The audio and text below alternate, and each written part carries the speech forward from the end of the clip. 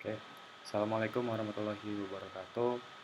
Perkenalkan, nama saya Rizky Mustafa. Di sini saya akan membahas tentang studi kasus aplikasi ERP atau Enterprise Resource Planning.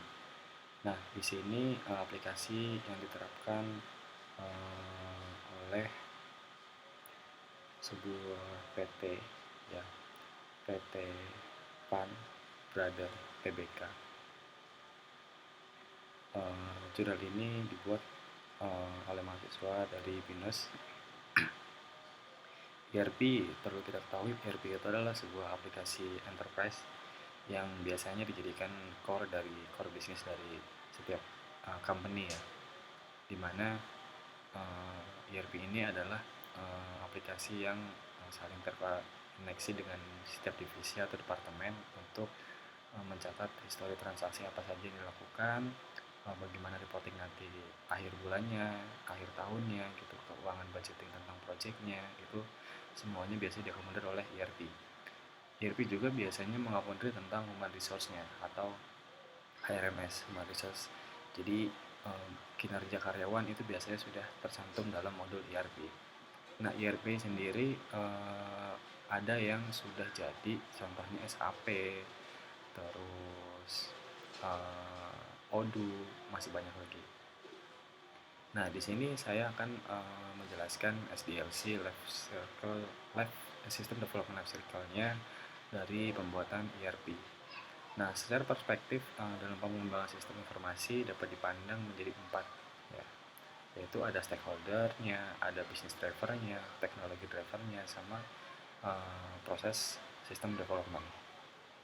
Di sini kita stakeholder terdiri dari orang teknik dan orang non teknik. Maksudnya apa? Jadi stakeholder di sini akan melakukan analisa ke lapangan, akan mencatat tentang proses bisnis apa saja yang dilakukan oleh setiap divisi, gitu. Dan lainnya, dan ada juga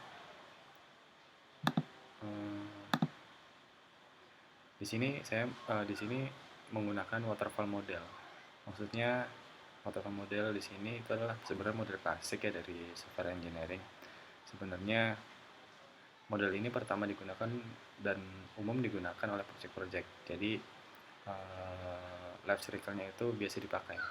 Contohnya, kita harus tahu requirement dari sistemnya apa aja, terus requirement softwarenya apa aja, arsitektur desainnya seperti apa, terus detail desainnya kayak gimana, lalu kita lakukan pengkodingan.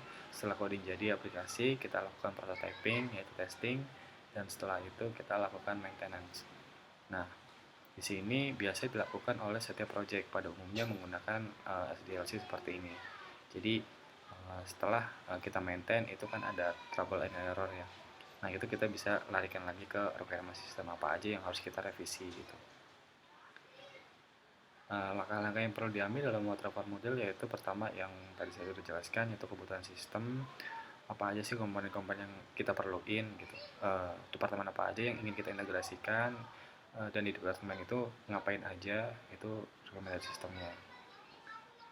Terus setelah itu dianalisa, kita tahu namanya kebutuhan sisi aplikasinya. Kita ingin membangun menggunakan aplikasi apa, PHP atau Java, menggunakan database apa, MySQL atau Oracle, gitu. Nah, kenapa itu perlu dianalisa? Karena kita akan berhubungan dengan data yang besar nantinya di kemudian hari. Nah, di sini ada yang namanya sistem ERP pada industri, ya. Kenapa sih perlu ERP? Biasanya kalau nggak ada ERP, itu kan aktivitas kita masih manual. Nah, biasanya data-data transaksi itu masih berdiri sendiri-sendiri di setiap departemen. Nah, bagaimana caranya kita mengkonsolidasi tiap data yang ada di departemen itu menjadi sebuah informasi yang uh, informatif untuk dibaca oleh manajemen. Nah, kenapa ERP ini perlu? Gitu? Karena ya untuk efektivitas waktu dalam menyelesaikan apa ya namanya project. Jadi timeline schedule itu kita ketahuan berapa sih manpower yang dibutuhin, time worknya berapa, gitu, itu ketahuan. Kalau nggak pakai ERP kita ya udah los-los aja gitu, bisa aja schedule-nya yang diselesaikan untuk akhir tahun bisa aja malah molor gitu.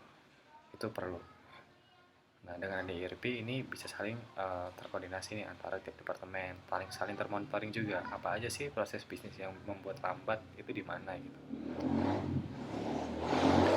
Ini contohnya life cycle-nya ya, yang ada di uh, ERP ya. Ada finance, ada logistik, dan lain-lain. Oke, nah ini use case-nya ada quality assurance, petugas, manager, user. Nah ini ngapain aja nih? Nah di sini itu katanya ada yang membuat good request, ada yang melakukan approval, ada yang membuat good receipt, approval gitu. Jadi semua tahapannya sudah dilakukan oleh aktornya masing-masing gitu. Oke, berikut itu menurut saya ERP itu sangat penting ya untuk sebuah company karena sangat mempermudah melakukan uh, membaca data apa sih yang terjadi di lapangan gitu. Ya, sekian dari saya, Mustafa. Wassalamualaikum warahmatullahi wabarakatuh.